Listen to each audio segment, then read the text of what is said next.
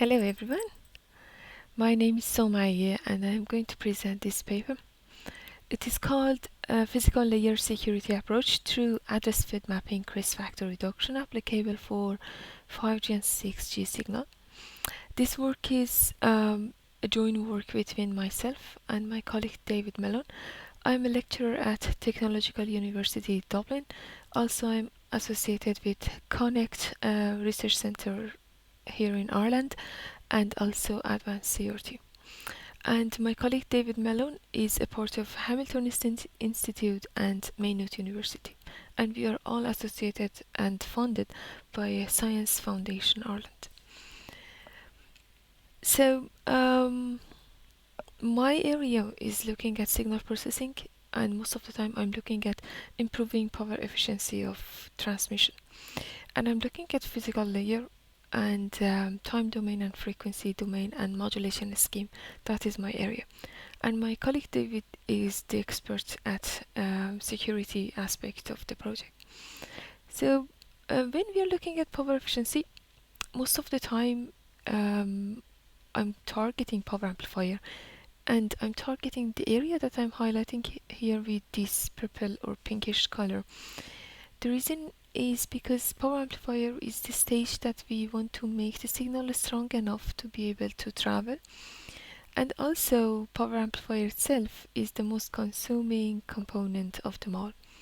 So these two reasons are making me concentrate on this region of the network. And in this particular project, I'm looking at orthogonal frequency multiplexing division, or OFDM signal. OFDM signal has been around for a while now, and it is very popular. It has been used in LTE, 4G, 5G, and 6G and beyond, unless someone comes with a better idea. It is useful, it has its own benefits, but it has some characteristics that we have to fix up and modify in order to be able to use it. So in next slide, I'm going to describe this feature, which is called high PAPR, or peak to average power ratio. On the left side, I have this plot. It is showing a typical time domain signal, and if you look at the way that these sinusoids are combined with each other, which is result of I50 fast Fourier transform, you would notice that if we look at the absolute of this signal, the average of this power, which I'm showing it with this black line, is quite low. And again, if we look at the absolute, it can come as small as 0. And then we have these random high peaks. These high peaks are not good because they are going to push power amplifier. There is a way of looking at measuring it and analyzing it through these formulas that I'm showing here. The logarithmic value result of this division, the maximum power over the average power, and then this will give us a dB value, and we are looking at the probability of that. Because of the random nature, we are looking at how frequent, how likely is to face this problem, and that is measured with CCDF, or a complementary cumulative distribution function. In the next slide, I have a typical CCDF. On the right side, you can see these curves which are falling down. If you look at this rectangle which I'm highlighting, it is falling about 12 dB value. Depends to how long is the length of the I50, which is associated with the bandwidth. We are getting about 12 dB. So this is not good. We want to bring it down. We want to have about 8 dB or so PAPR for that probability. The first option would be to clip those peaks off. So we have a limiter here and we can clip them off. that has its own issues. It is already being applied in many chips that companies are using for their transmissions, but it has its own disadvantages. One of them is the frequency leakage, bandwidth efficiency reduction, and so on. Another thing is if you want to have a perfect cut with no sharp edge, then we are looking at very high complexity added to the system. So, in the other hand, we can apply some sort of PAPR reduction algorithm, which are also known as Crest factor reduction algorithm. So those sharp or high peaks are called Crest factor in another language, and when we cut them off or we reduce them, we call that algorithm Crest factor reduction or CFR. A typical CFR is shown here in this block diagram. It is called SLM or selected mapping. This is very old but useful technique, and the way it works is it takes the signal and it copies it into these lines, and then each line is being rotated, the phase of it is being rotated and changed slightly and passed through I50 in order to bring the PAPR down. So we have these candidate signals, and we are looking at which one has the lowest PAPR, and then we select the best one and we transmit it. That's the way a typical CFR algorithm would work. So I'm just going to leave this story here, and I'm looking at the security aspect of any transmission in the next slide. So when I was working at those PAPR reduction algorithms and so on, my colleague was running some tests in laboratories. As you can see here, we have these towel here and here for transmitter and receiver. We have some horn antennas, and we are sending and receiving, and we are looking at channel response. So there is a cool natural feature associated with channel response, and it is the fact that it is really random. It changes all the time, and there is very small chance of being even close to predict what channel response you're going to get next. So this cool characteristic was the basic of the idea behind developing the address fed mapping algorithm, which I'm going to describe in the following slides. So we tested over and over. We tried to see if there is any way that this channel response can be listened to, can be predicted, can be discovered by unauthorized person, not the transmitter and receiver, but somebody else that is trying to get the signal. But thankfully it was good enough to be relied on. But this is not the only thing that the AFM is relying on. I'm going to describe it in the next slide. So when I was coming up with algorithm for reducing the PAPR, I came up with this signal for rotating the phase. I'm showing it on this plot on the left side. I'm calling it cushion signal, just the name I came up with, probably because it looks like a cushion. So I have this signal. I'm comparing it with typical SLM here. So on the right side I have the phase rotation, which is happening in any SLM based technique. As you can see, it is easily predictable. It is following a very nice pattern, and I know the rotations and the sequence matters, but we know the next step, and we can predict the way it is going. On the other hand, the cushion signal which I came up with was nice, random, and difficult to predict, and also sealing the modulation scheme in a way. So I liked my own signal. I didn't know how exactly I'm going to use it, but then when I was looking at the nature of that channel response, I thought, okay, the problem with my cushion signal or signal is that when I pick a signal completely random, unless I discover address, unless I make algorithm to pick it up in certain order, otherwise there is no way that my receiver knows about that selection.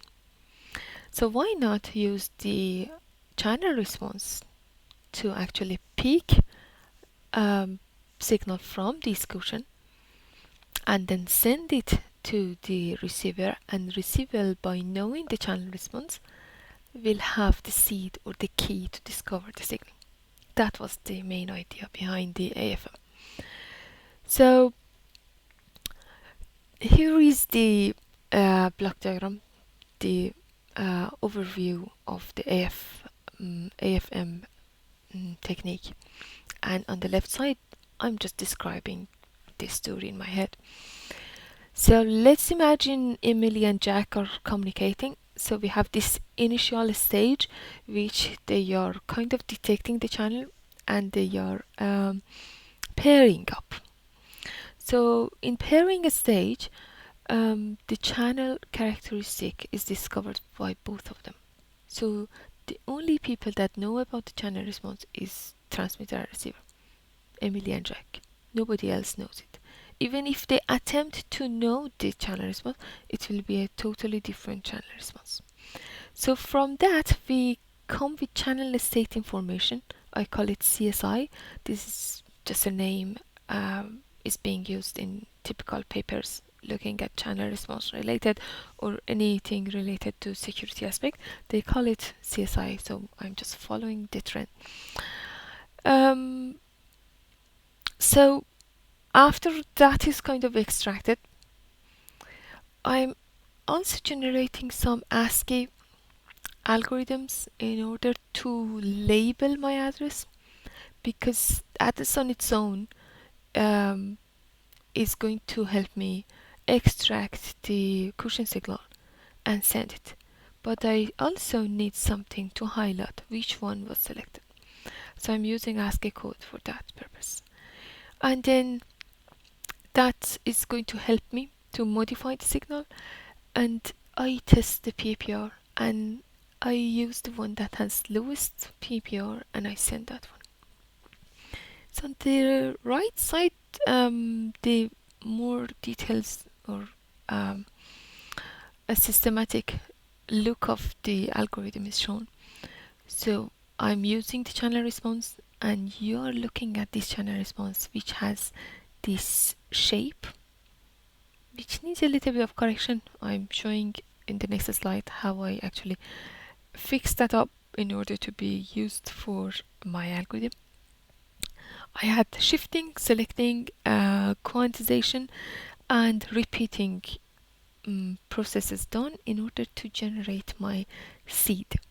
When I have my seed, I'm copying it in a similar manner that selected mapping would copy, and I'm associating each of those with the ASCII code, and I'm mutating that. Means that I'm repeating that in order to have long enough signal to be added, to be multiplied or combined to my OFDM signal. Because depending to the length of I50, I have to repeat that. So I modify the signal, and then I look at the PPR, analyze it, and the one with minimum PPR is sent to the antenna. So here I'm showing deeper inside the part that I'm generating the seed. I have this shifting done because I want nice gradual change. I don't like that sharp jump that I have in the middle of my channel response. and I am selecting the part that doesn't have any flat area, because the flat area means no change, so I don't like that. I want complete full um, change. And I'm mutating it, meaning that I'm repeating that over and over in order to fit the length of my signal.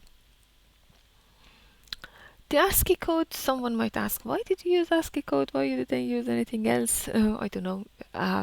Probably because I had a student in the past using ASCII code to improve SLM, and it worked like a charm, and I thought maybe I should use that, and I gave it a try, and I was happy with the result. So maybe in the future I come up with something else.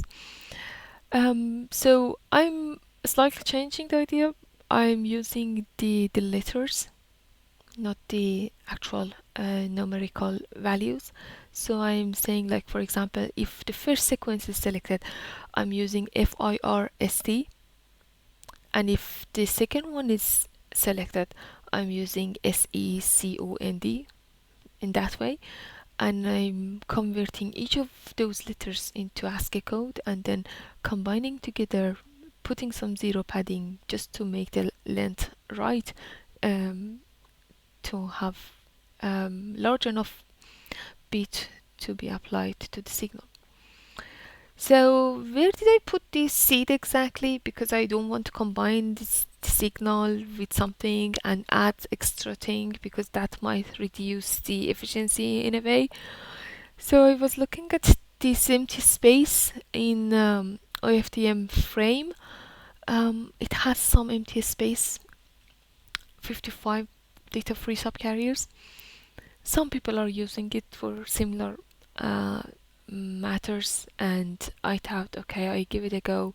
It's not the best way of sending C, to be honest, but it is the most efficient way because you're not actually occupying anything inside your bandwidth, and also you're not exceeding your allowed frequency bandwidth, because you don't want to have leakage anyway. So I sent seed inside that data free subcarriers, and it didn't occupy much. It was good enough to be there, to travel safely, and to be discovered at the receiver side. So at the receiver side, I'm getting the signal, so I have that ASCII key, I know about it, and I have the channel response from the pairing stage, and I just reverse the stuff up, and then I can extract the original signal. Someone might say that that division here is adding complexity to the system. Yes, it does. And that would be a nice work to analyze the complexity of the signal and how that can be optimized. That is probably something to do in the future. But it has its own benefit, and any improvement in terms of power efficiency, PPA reduction, and physical layer security will add some sort of complexity to the system anyway, but definitely has some room to improve, and just a chance to investigate in the future. So what about the PPA? Did I reduce that? Yes, I did, and I was really happy with the improvement that I got from PPA. So remember the one the phase change that I was showing?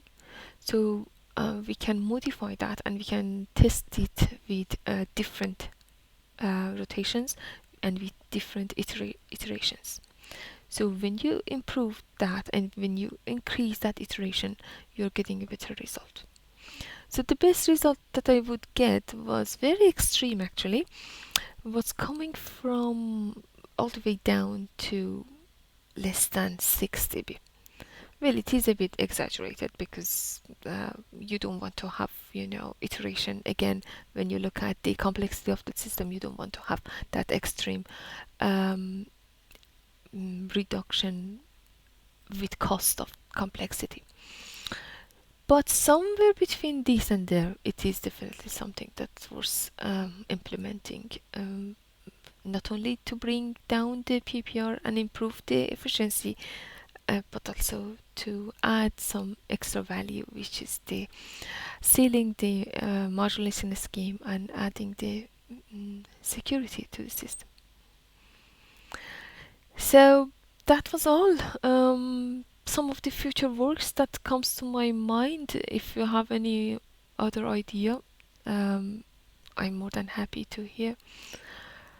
Something that my colleague suggested, we actually want to test it with actual unauthorized person trying to intrude. So how that would affect, and testing it with mobile application. Right now, if you look at the test that I had in laboratory, my transmitter and receiver are not moving, so they are in a fixed position. What will happen if they start to move? What will happen if one of them is stationary and another one is moving? So this is a potential research area for the future. When we are looking at that complexity, what matters is that you don't want to affect data rate and time delay. You don't want to cause any time delay that will make more problems. So measuring that and investigating how data rate is affected, that is a nice area to investigate. Another thing is when we are looking at power efficiency, most of the time we are looking at papers that are doing DPD, digital pre-distortion, for linearizing power amplifier. So how it would look like if you integrate this with DPD. That is also a nice area of research. The channel itself, we were testing it in laboratory environment. What if you test it outside? What if you have it tested in a place that the weather is changing all the time? The channel has extreme channel responses, and you can't keep up with the CSI. So that would be a nice area. And also, what would happen if you lose connection all of a sudden? So that initiating that pairing stage is coming up and up again. Will you be able to catch up with that and do all the work in time manner, in nice time manner, to be able to do things that we are assuming are being done right now? So these are good points that are worth investigating and studying. If you have any suggestion, if you have any question or comments on this work, feel free to contact me or my colleague David. And keep eye on the Connect SFI Ireland or Advanced CRT Ireland for any PhD opportunities or research opportunities. And feel free to contact us if you want to collaborate nationally or internationally. We are always open for collaboration, especially if you want to apply for any funding, international funding, European fundings, and in general, we are happy to collaborate. Thank you very much. Bye bye.